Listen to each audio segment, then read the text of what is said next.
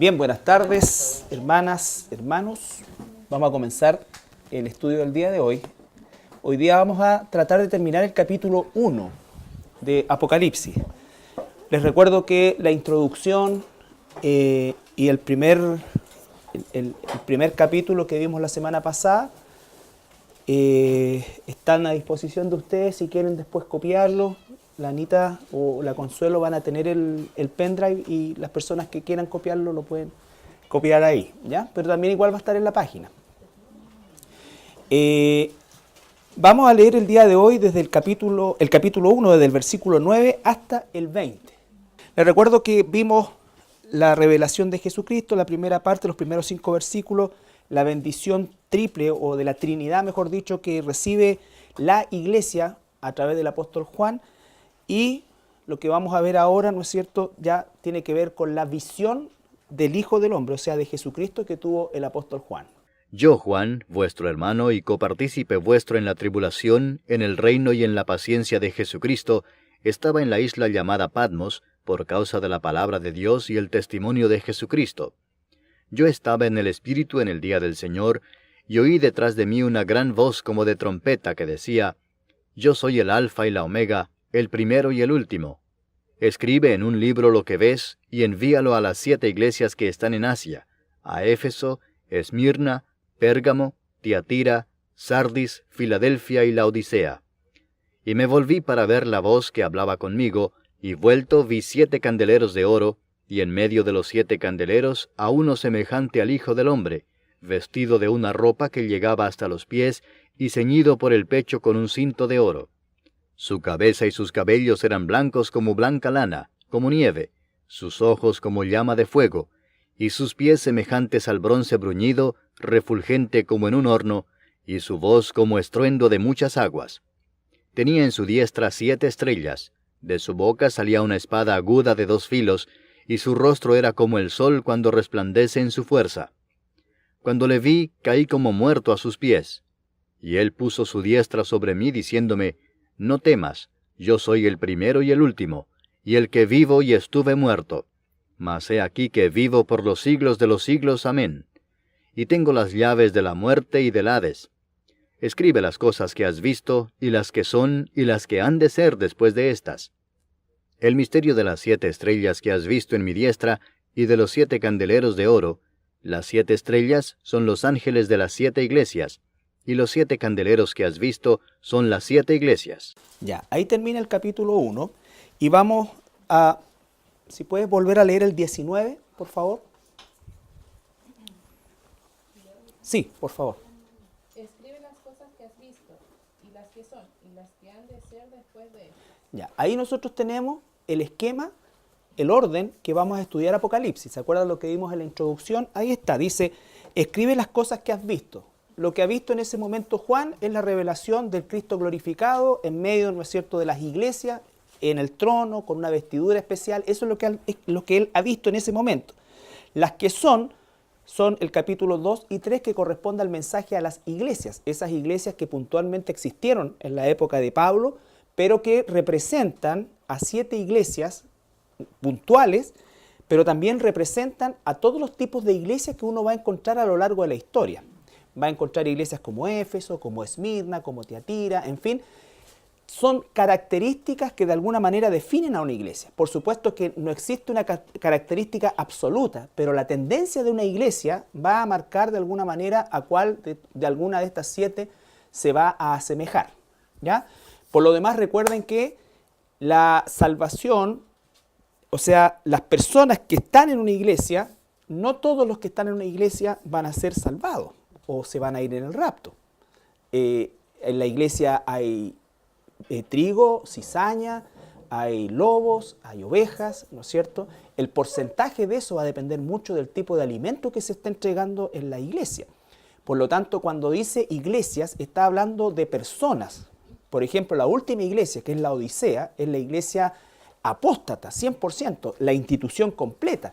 Pero aún, yéndonos ahora al otro extremo, ¿no es cierto?, aún en esas iglesias apóstatas existen ovejas de Dios, ¿ya? Entonces, nosotros tenemos que entender que está hablando el apóstol Pablo, cuando nos toque ver el tema de las iglesias, de iglesias en particular, al contexto que él lo está escribiendo, pero también son tipos de iglesia donde seguramente nos vamos a ver reflejados nosotros. ¿Ya? Bien. Y las que serán son las que vienen a partir del capítulo 4 en adelante, donde cambia completamente el escenario de la tierra, ¿no es cierto?, al cielo. Entonces, en ese espacio nosotros ubicamos el rapto. Claro, él es un representante de la iglesia, por así decirlo. Él representa a la iglesia. Entonces, al igual que el apóstol Pablo, entonces son llevados y la visión de ellos, entonces primero él ve la visión del Cristo glorificado, después se le comunica lo que es o lo que son al plano de las iglesias y después lo que será, como dice el versículo 19. Y lo que serán, lo que han de ser después de esta. Del capítulo 4 en adelante empieza la profecía futurista de Apocalipsis, de ahí nunca más se nombra la iglesia. La iglesia vuelve a aparecer recién en el capítulo 19, pero ya no como iglesia, sino como ¿qué? Como la esposa de Cristo, ¿no es cierto? Como la esposa de Cristo. Y al capítulo 22 vuelve a nombrar la palabra iglesia, pero como haciendo una retrospectiva, diciendo, este es el mensaje que yo he enviado a la iglesia. Entonces, el periodo del capítulo 4 hasta el capítulo 19, la iglesia no está. ¿Por qué? Porque la iglesia en ese momento está en el cielo. Cristo, bodas del Cordero, cena de las bodas del Cordero, en fin, todo lo que implica lo que está sucediendo en el cielo. ¿Estamos? Dígame. Al principio dice, cuando empieza en el 1:1, dice la revelación de Jesucristo que Dios le dio para manifestar a su siervo y la declaró enviándola por medio de su ángel. ¿Ya? En el 1, Sí, bueno, está bien. por medio de su ángel, el siervo Juan, que ha dado testimonio de él. Eso es en un momento.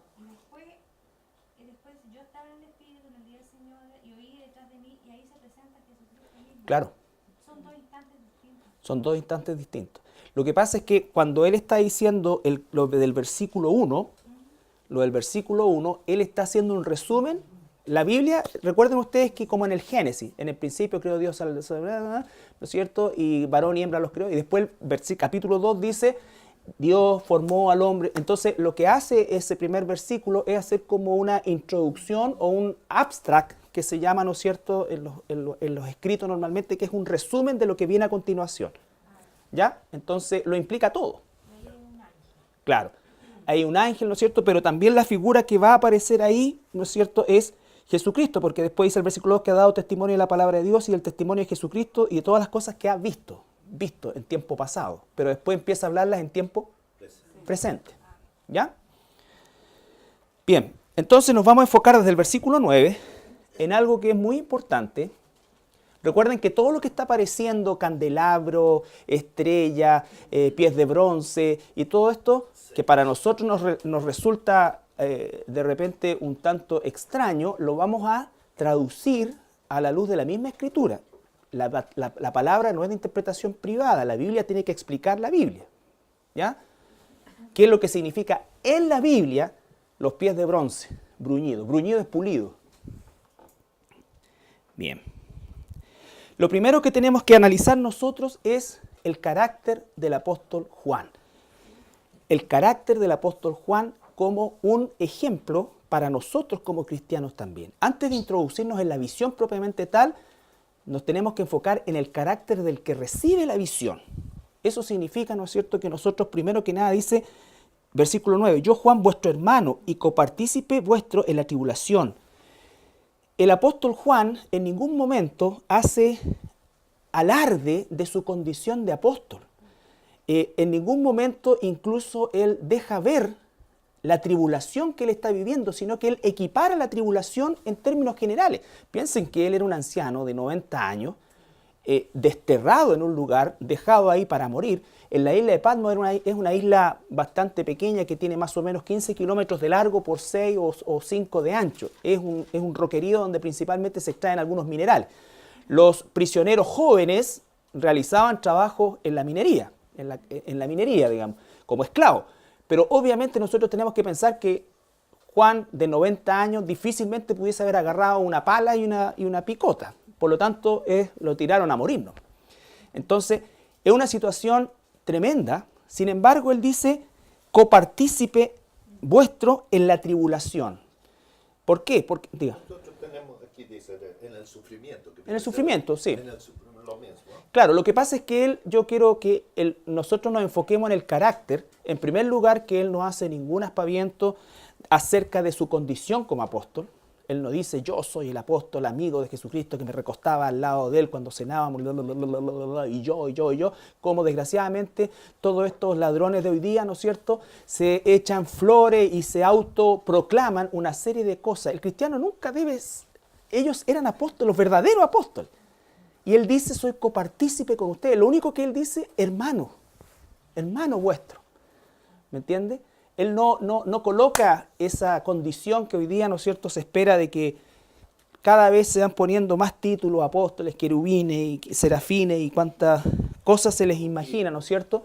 Toda esta cosa, obispo y todo este pellejerío de situaciones que lo único que hace es ensalzar al hombre, ¿ya? Y la gente le gusta eso. Entonces, él no. El carácter de Pablo es completamente, de Juan es completamente distinto y dice, copartícipe vuestro en la tribulación. Tú y yo, todo hijo de Dios, toda hija de Dios tiene tribulación en distinto grado, en distinta magnitud. ¿Por qué? Porque estamos transitando el camino angosto. Y el camino angosto significa, ¿no es cierto?, que es algo donde prácticamente, o no prácticamente, solamente vamos nosotros, no podemos llevar nada más. El camino ancho es ancho y permisivo porque tú no necesitas dejar nada para transitar por ahí. Puedes llamarte cristiano y ser adúltero, puedes llamarte cristiano y ser homosexual, puedes llamarte cristiano y ser ladrón, puedes llamarte cristiano y no es necesario que dejes nada. En cambio, el camino estrecho, escasamente cabemos nosotros. Escasamente cabemos nosotros. Entonces, todo cristiano verdadero, una de las señales más claras es que justamente va a tener dificultades, algún grado de sufrimiento. ¿Por qué? Porque en definitiva vamos contracorriente, vamos por el camino estrecho. Entonces, otra vez, las promesas mentirosas. Yo no puedo prometerle a alguien paz, salud, amor, prosperidad, dinero, esto. No quiero a alguien desearle nunca mal para nada ni nadie. Pero las promesas que Dios tiene para nosotros siempre van a ser, en definitiva, basadas principalmente en la dificultad. Por eso dice, todo lo puedo en Cristo que me fortalece.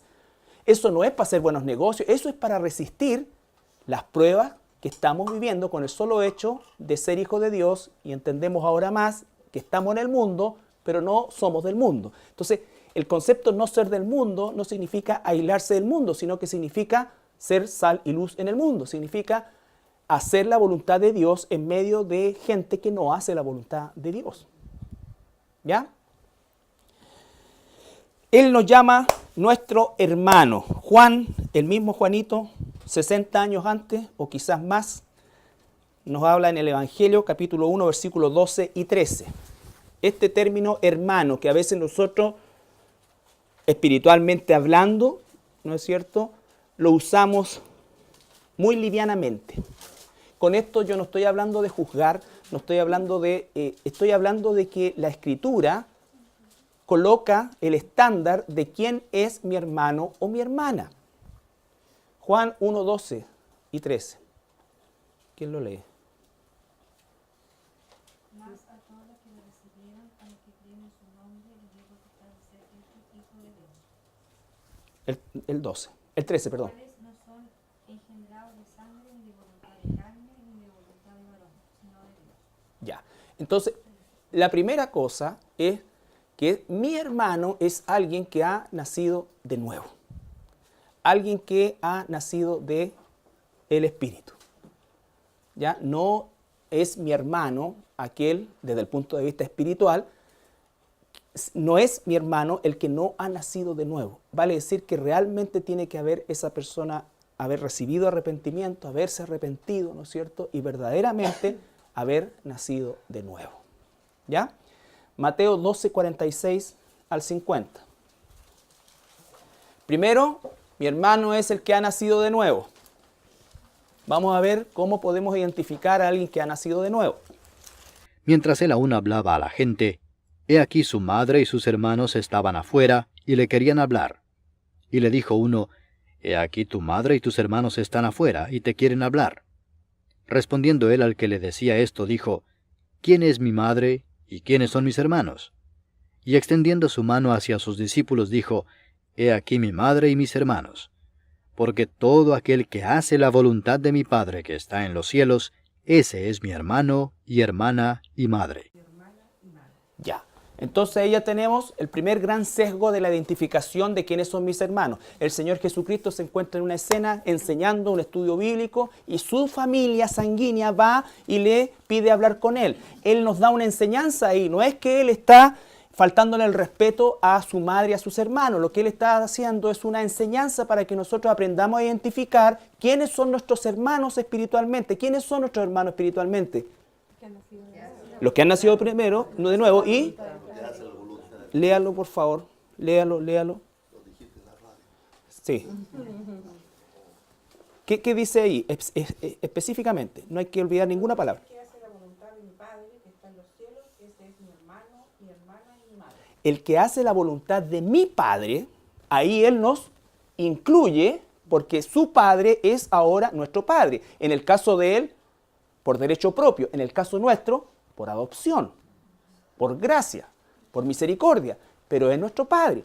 Entonces, el que hace la voluntad de mi Padre que está en los cielos. Ahí hay una clave fundamental para entender el concepto de hermano. La palabra que aparece ahí, hace, ¿no es cierto? El que hace, es en el griego es una voz, es un verbo que se llama presente continuo. Es decir, que siempre está haciendo la voluntad del Padre. Ahora, uno debe entender que como nosotros somos una, entre comillas, dualidad. Por una parte tenemos una naturaleza carnal que coexiste con la naturaleza espiritual. Nosotros tenemos una lucha espiritual, ¿ya? Y esa lucha espiritual implica que no hay perfección en nosotros desde el punto de vista de que nadie va a encontrar un cristiano sin faltas. El punto es, otra vez, la tendencia de nuestra vida es a hacer la voluntad de Dios o no hacer la voluntad de Dios. ¿Me entiendes?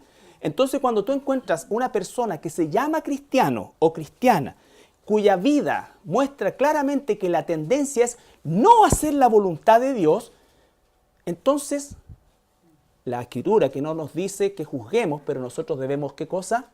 Discernir, ¿no es cierto? No puedo llamar hermano o hermana a alguien por el solo hecho de que me diga, oye, nosotros somos hermanos y vamos a la misma iglesia, soy cristiano. Pero su testimonio ratifica que la tendencia en su vida, marcada la tendencia en su vida, es a no hacer la voluntad de Dios. ¿Se entiende eso? Entonces, esto es bien importante porque nosotros tenemos que guardar con cuidado también el título de hermano. ¿Ya? De hermano. ¿Por qué? Porque en definitiva, eso implica que nosotros muchas veces a la ligera hacemos parte de la familia de Dios a gente que evidencia claramente en su vida que la tendencia de su vida es no hacer la voluntad de Dios.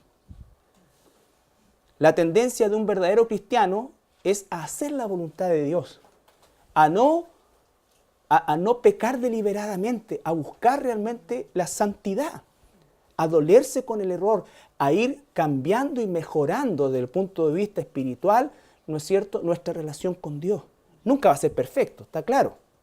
Nunca va a ser perfecto. Y el cristiano siempre va a tener la oportunidad y la posibilidad de pecar. Pero ese pecado va cada vez más disminuyendo, no solamente en cantidad, sino que en calidad. ¿Ya? Lo que antes podía ser algo no muy importante, al paso del tiempo pasa a ser algo sumamente importante. ¿Me entiende? Entonces el cristiano que está buscando la santidad de Dios comienza ya ahora a trabajar a nivel de los pensamientos. Por ejemplo, los pensamientos, y comienza a llevar todo pensamiento cautivo. Pasó la época de las acciones. ¿Me entiende? Entonces, ese es un proceso, no para hinchar el pecho, sino que justamente para sentir, porque el Espíritu Santo ahí nos da a entender, porque un cristiano verdadero nunca se va a enorgullecer de sí mismo. Esa es una señal de alguien no convertido. Cualquier persona que se eche flores a sí mismo por la calidad de cristiano que es, yo dudo que lo sea. Dudo que lo sea. Ese mismo Señor dice que nadie se haga opinión mayor de sí mismo. Exactamente. Cuando uno va a una parte, o sea, siéntate en el lugar más lejano, espera que te exalten ahí. Claro. Entonces, todas estas cosas son claves importantes para. Por eso dice la Biblia, por sus frutos se conoce. Y el buen árbol es con pera y manzana. El buen árbol va a dar buen fruto, el mal árbol da malos frutos. Y no hay otra forma. Los dos son árboles, los dos dan fruto. El punto es que nosotros tenemos que discernirlo. Entonces él dice, el que hace la voluntad de mi Padre, que está en los cielos, ese es mi hermano, mi hermana, mi tía, mi abuela, es mi familiar espiritual, es mi familia espiritual, hijo del mismo Padre. ¿Ya? Lucas 2:48 al 52. Cuando le vieron, se sorprendieron, y le dijo su madre, Hijo, ¿por qué nos has hecho así? He aquí tu padre y yo te hemos buscado con angustia. Entonces él les dijo, ¿por qué me buscabais? ¿No sabíais que en los negocios de mi padre me es necesario estar? Mas ellos no entendieron las palabras que les habló. Y descendió con ellos, y volvió a Nazaret, y estaba sujeto a ellos. Y su madre guardaba todas estas cosas en su corazón. Y Jesús crecía en sabiduría y en estatura, y en gracia para con Dios y los hombres. Ya, ahí tenemos una escena que nos va a enseñar varias cosas.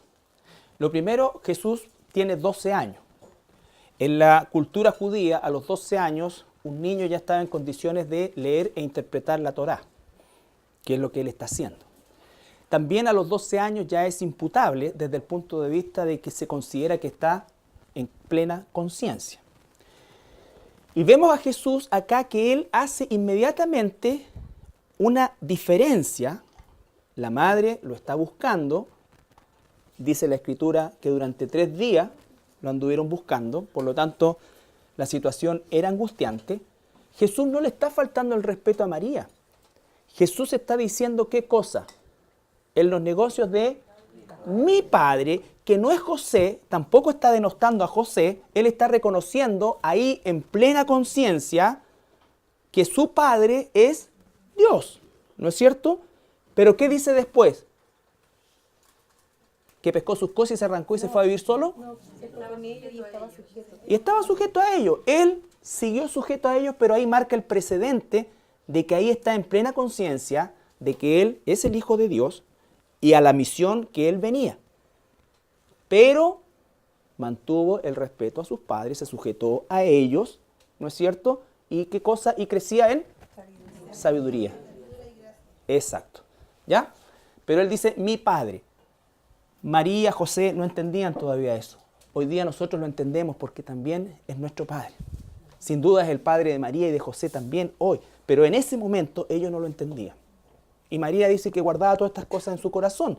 No se olviden que María nunca jamás se olvidó de la forma en cómo concibió a Jesús, de la forma en que recibió el anuncio, de todo eso, imagínate. Entonces ella sabía, guardaba estas cosas en su corazón. Entonces cuando queremos honrar a María nosotros, estamos honrando realmente la fidelidad de una hermana, realmente que es un ejemplo para nosotros. Sin embargo, nunca es un ídolo.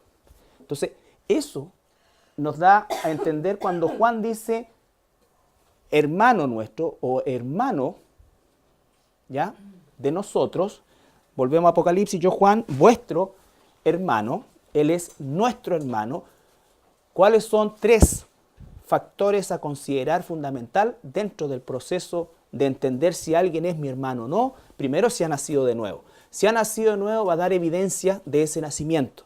Y una de las evidencias, quizás la más importante y el hilo conductor de todo lo que significa una evidencia de un hijo, una hija de Dios, es que hace la voluntad del Padre que está en los cielos y que está en los negocios de su Padre. Los negocios de su Padre no es hacer negocios carnales, los negocios del Padre es ocuparse en las cosas de Dios. La prioridad de tu vida, de mi vida, aunque desarrollemos cualquier otra actividad, es glorificar al Padre.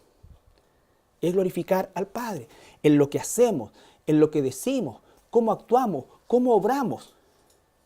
Todo eso glorifica al Padre. Esto no tiene que ver con ejercer o no ejercer una actividad laboral, porque el Señor dice, están en el mundo, pero no sean como ellos, sean diferentes.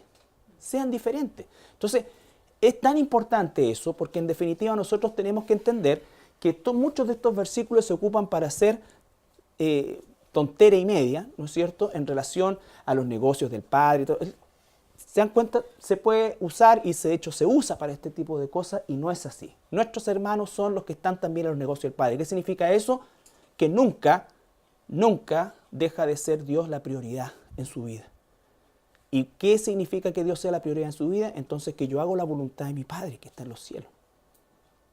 Y su voluntad es buena, agradable y perfecta.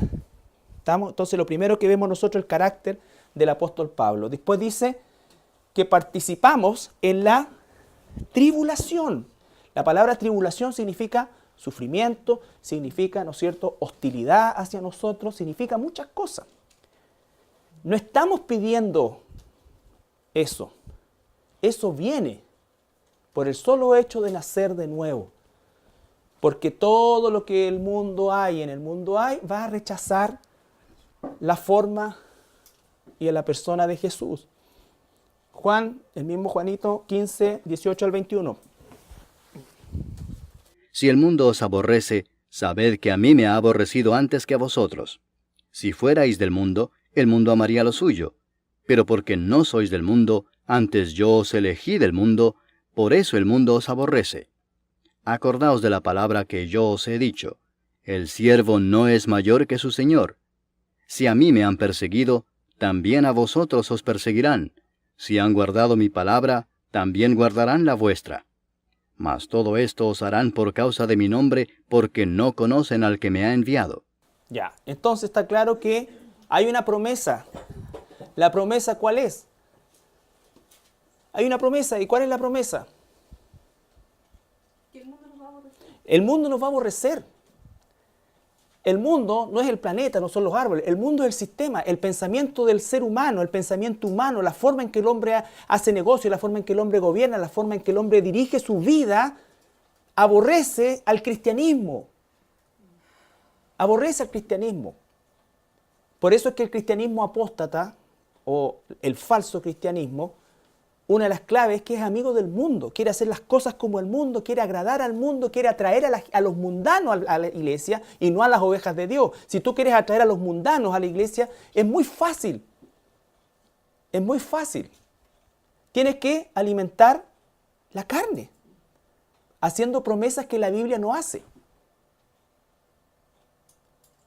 El Señor nos promete, nunca te desampararé, voy a estar contigo hasta el fin del mundo. Todo lo vas a poder en mí. Aun cuando no sepas qué decir, el Espíritu Santo va a hablar por ti. Cuando dice que nosotros no sabemos qué decir, y el Espíritu dice, yo no sé por qué hablamos nosotros, si se supone que está hablando el Espíritu. Eso no es hablar en lengua. Eso es que el lenguaje entre el Padre y el Espíritu Santo es tan perfecto, ¿no es cierto?, que interpreta lo que nosotros podemos estar viviendo. ¿Ya? Entonces, la promesa es que vamos a tener tribulación. ¿Queremos tener tribulación? La respuesta es no. Pero va a venir en distintos grados, en distintos niveles. Por eso es tan importante lo que dice el apóstol Pablo, el apóstol Juan. Dice, copartícipe en las tribulaciones. La de él era físicamente terrible y lo vivió toda su vida.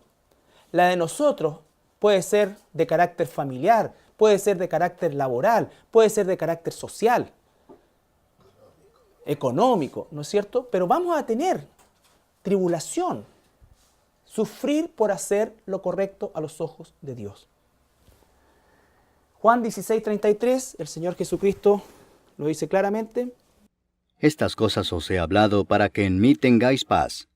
En el mundo tendréis aflicción, pero confiad, yo he vencido al mundo. Un cristiano verdadero va a tener aflicción en el mundo, porque es como un pollo en corral ajeno. ¿Qué le hacen a los pollitos que no son del corral ese? Todo lo otro lo picotean. ¿Han tenido gallina ustedes? No. Cuando tiráis un pollo a otro corralito, los gallos, gallinas, todos, hasta los piojos, todos picotean al nuevo. Y si resiste, pero normalmente no. Eso somos nosotros, pollo en corral ajeno. Entonces no esperemos que el mundo nos va a abrir las puertas. Nosotros no vamos a buscar el conflicto. El conflicto viene con el solo hecho de ser hijo de Dios. Conflicto con hacer lo correcto en un mundo que hace lo incorrecto todos los días. Todos los días. Van a perder, entre comillas, negocios por hacer lo correcto.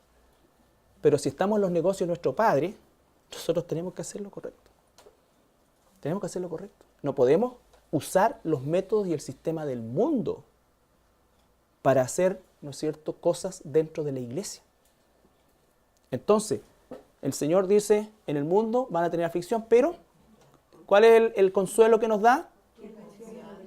En Él podemos descansar, ¿cierto? Ese es el punto. Si alguien pierde el trabajo por haber hecho el bien, por haber hecho lo correcto, y viene donde mí, yo no le puedo, escuche esto, yo no le puedo prometer como muchos dicen, mira, si Dios te sacó de ahí es porque tiene algo mejor para ti. No sé, eso no lo puedo firmar, eso no estoy ni capacitado, ¿no es cierto? Ni tengo la habilidad ni la autoridad para decirte eso. Quiera Dios que sí, pero no te lo puedo firmar. Ni puedo decretar, ni declarar, ni nada.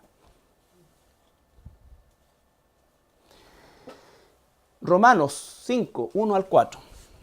Justificados pues por la fe, tenemos paz para con Dios por medio de nuestro Señor Jesucristo, por quien también tenemos entrada por la fe a esta gracia en la cual estamos firmes, y nos gloriamos en la esperanza de la gloria de Dios. Y no solo esto, sino que también nos gloriamos en las tribulaciones, sabiendo que la tribulación produce paciencia, y la paciencia prueba, y la prueba esperanza. Entonces, ¿qué tenemos ahí? Otra vez, cuando un hijo de Dios está en un periodo de prueba, de tribulación, de lo que sea, dice que se gloría. Vale decir que da gloria a Dios. ¿Por qué? Porque sabe que es Dios trabajando en su vida. ¿Cuáles son los frutos del Espíritu? Amor, gozo, paz, paciencia, benignidad, bondad, dominio propio. ¿Cómo crees tú que Dios va a sacar eso en nosotros? Por favor, dame un ejemplo. Si es paciencia. Entonces, ¿por qué esperamos lo contrario si Él quiere sacar fruto espiritual en nosotros? Cada uno. ¿Cuál es la esperanza que tenemos nosotros? Que Él no me va a hacer pasar por nada para lo cual no me haya preparado. Él me preparó antes de la fundación del mundo, preparó el plan perfecto, todo. Por lo tanto, lo que me dé, en Él yo lo voy a superar. ¿Cierto? Esa es la esperanza que tenemos. Pero ¿cuál es la promesa que tenemos acá? Por eso es que es tan satánico cuando yo empiezo a imputar promesas de otros a uno. Y ahí sacan a David, a Abraham. Sí, pero es una promesa que Dios le hizo a David. Es una promesa que Dios le hizo a Salomón. Es una promesa que Dios le hizo a Abraham. No a mí. Yo puedo sacar principios de ahí. Principios de la fidelidad, principios de una serie de cosas. Pero no puedo, ¿qué cosa? Reproducir lo que Dios le dijo a Salomón cuando estaba en el monte Gabaón, que yo estuve ahí. ¿Sacrificó cuántos bichitos? ¿Se acuerdan? 1000. Y se aparece Dios ahí. Y le dice, pídeme lo que quieras. Yo te pregunto, ¿se te ha aparecido Dios a ti y te ha dicho, pídeme lo que quieras? Si se aparece alguien y te dice, pídeme lo que quieras, sale arrancando. Pues no es Dios. Pídeme lo que quieras. Entonces le da sabiduría y dice, porque pediste sabiduría, además te voy a hacer millonario. Pero se lo dijo a Salomón, no a mí. Es más, a la iglesia que le dice, en el mundo de la aflicción, esto, prepárate. Por eso es que debemos dar gracias a Dios que nosotros, todo el tiempo que llevamos, yo llevo 25 años como cristiano y no he visto hambre, no he tenido necesidad, nunca me ha acostado con la guata vacía, al contrario. Entonces, cuán misericordioso es Dios. He tenido tribulaciones, sí, pero tribulacioncillas.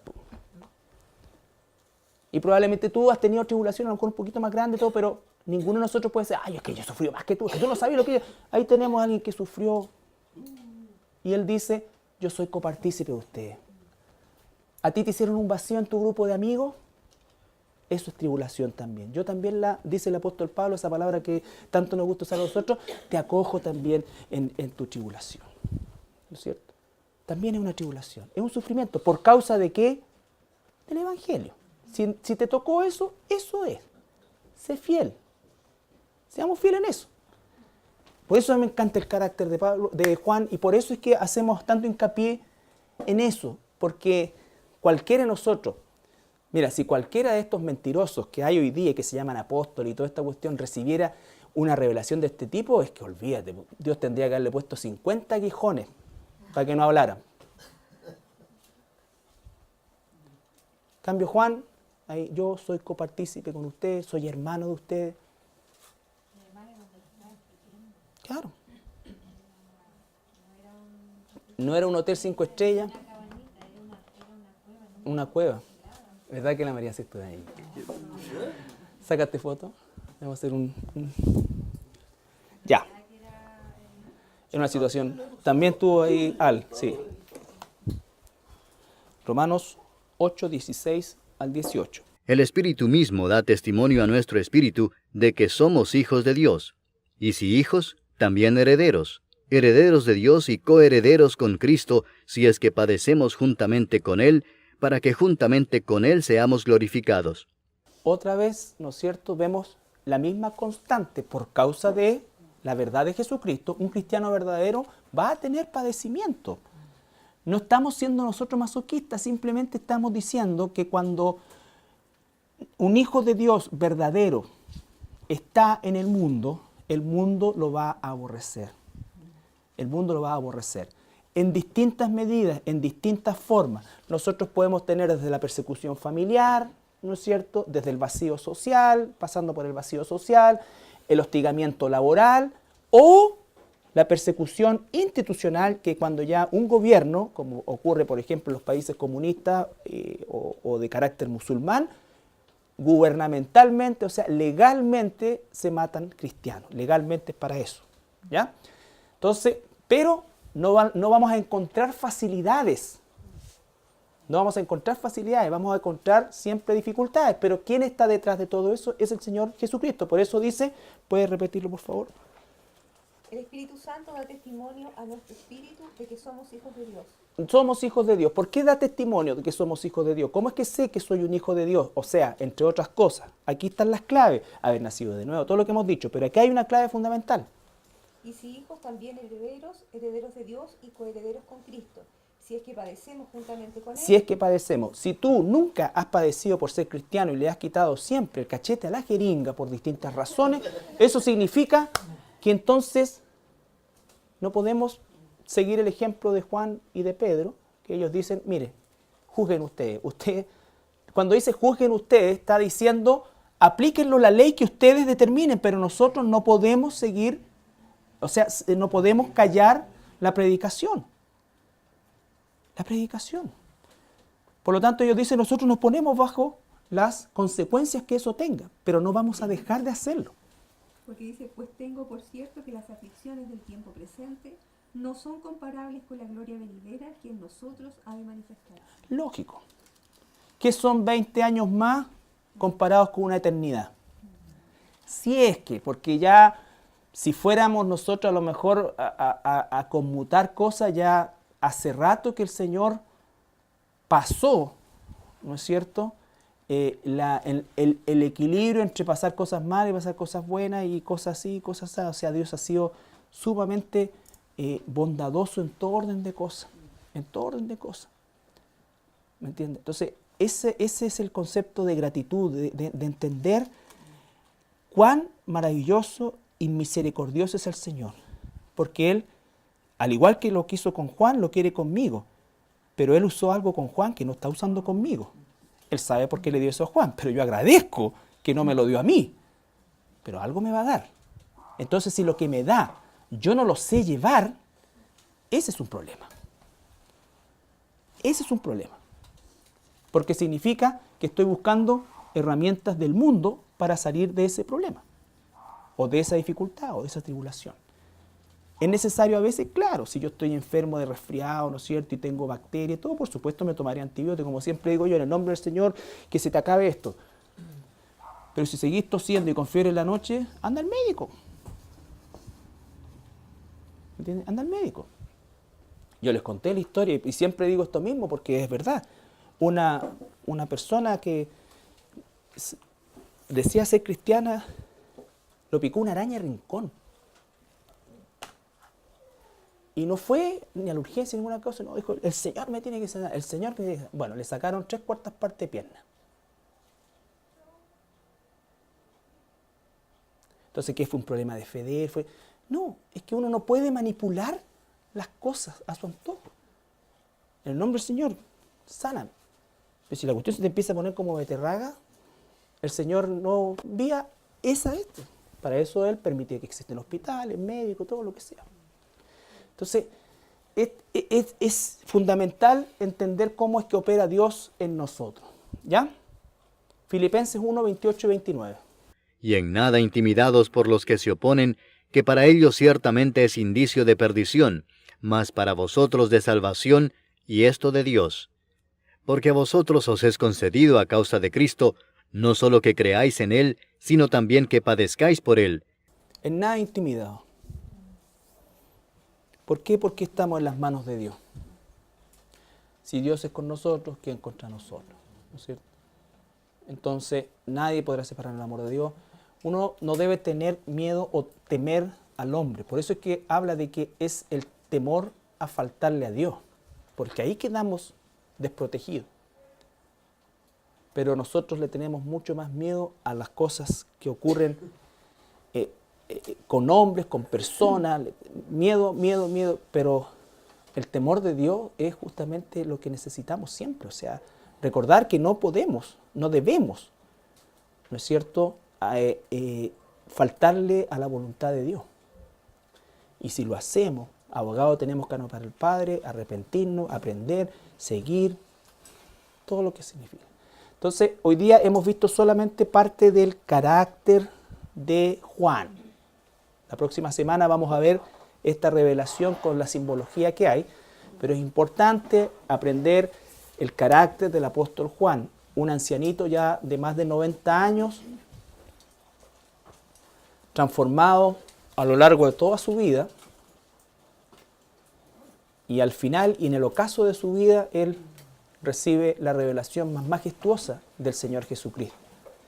Él conoció a Jesucristo, él vivió con Jesucristo, él fue cercano a Jesucristo. Sin embargo, cuando Jesucristo se le aparece en gloria, él dice que cae al suelo como muerto. Cae al suelo como muerto, porque está viendo a Cristo como realmente es. Como realmente es. De alguna manera definen a una iglesia. Por supuesto que no existe una característica absoluta, pero la tendencia de una iglesia va a marcar de alguna manera a cuál de alguna de estas 7 se va a asemejar. ¿Ya? Por lo demás, recuerden que la salvación, o sea, las personas que están en una iglesia, no todos los que están en una iglesia van a ser salvados o se van a ir en el rapto. En la iglesia hay trigo, cizaña, hay lobos, hay ovejas, ¿no es cierto? El porcentaje de eso va a depender mucho del tipo de alimento que se está entregando en la iglesia. Por lo tanto, cuando dice iglesias, está hablando de personas. Por ejemplo, la última iglesia, que es la Odisea, es la iglesia apóstata, 100%, la institución completa.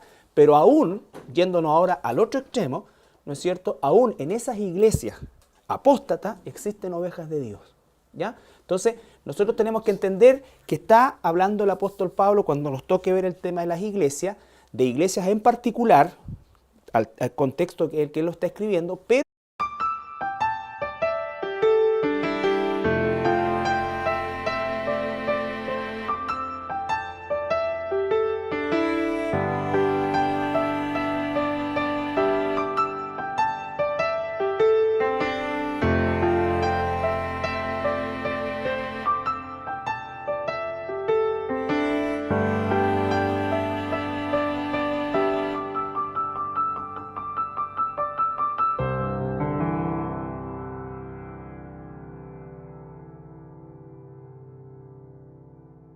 Bien, buenas tardes, hermanas, hermanos. Vamos a comenzar el estudio del día de hoy. Hoy día vamos a tratar de terminar el capítulo 1 de Apocalipsis.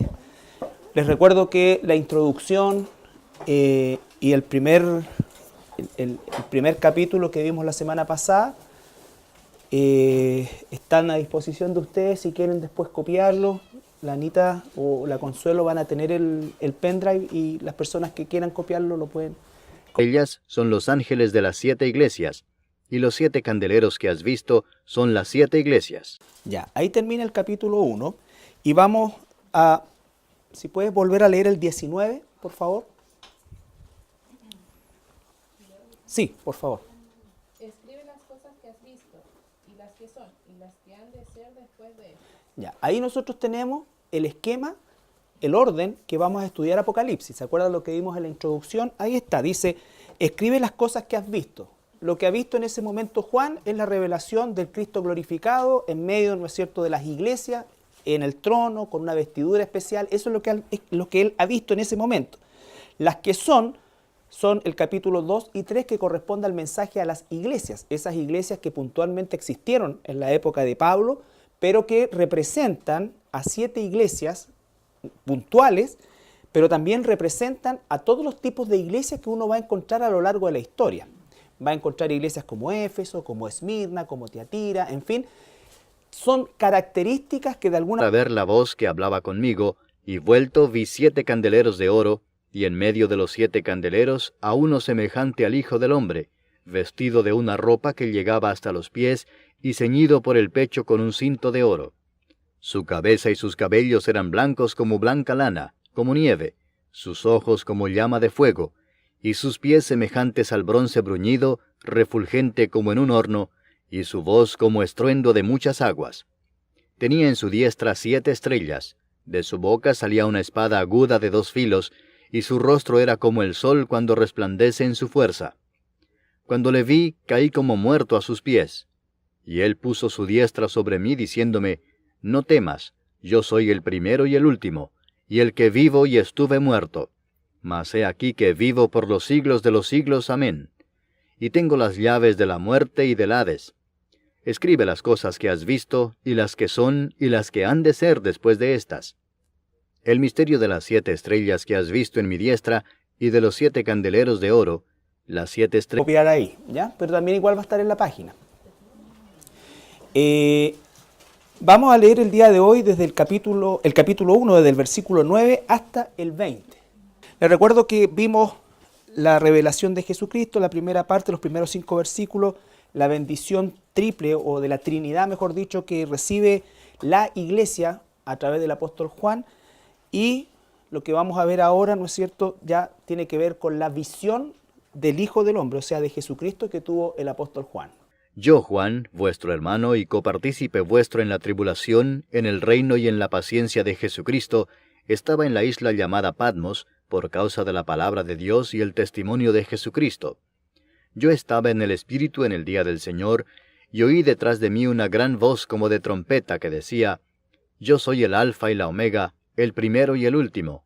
Escribe en un libro lo que ves, y envíalo a las 7 iglesias que están en Asia, a Éfeso, Esmirna, Pérgamo, Tiatira, Sardis, Filadelfia y Laodicea.